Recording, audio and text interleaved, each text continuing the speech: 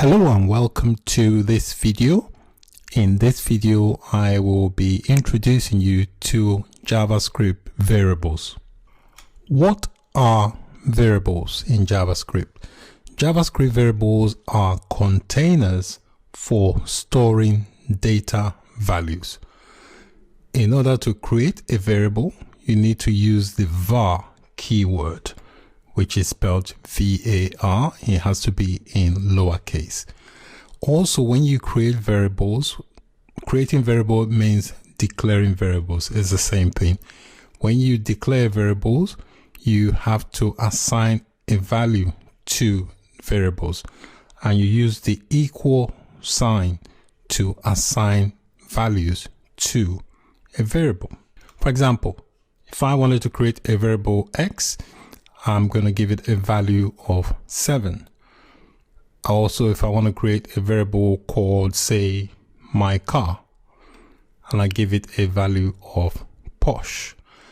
When you are creating variables, it's always good practice to name your variables closely to what they are going to store, the type of data they're going to store. For example, here I've named this variable my car, which is an indication that the type of data I'm storing is relating to cars. Notice the two difference in the two values here. This one here, the value is 7, which is a number. And notice here, the value here is a Porsche, and I've put quote around it.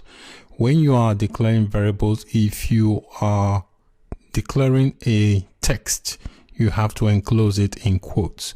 You either have to use single quotes or double quotes, but you can't mix them. You can't use a single quote here and then a double quote here. That's the only way the computer will understand that it is dealing with a text. You need to enclose the values in quotes.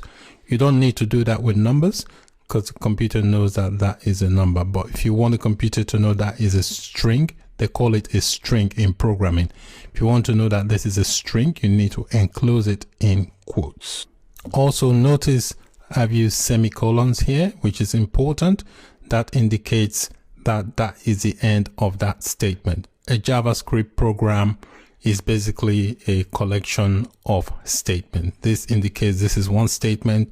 This indicates this is another statement because of the semicolon. So you have to do that when you're declaring variables. You can also declare variables without assigning them a value. So when you declare a variable without a value, it is known as undefined. Once you have defined or declared a variable, you can change its value. For example, here I've already defined a variable called my car. If I wanted to change the value from Porsche, for example, to a Range Rover, all I need to do is call the variable by name and assign it a different value. So that way I've already changed the value. Once you've declared the variable, you can change the value. A variable that is declared without a value is known as undefined. Also,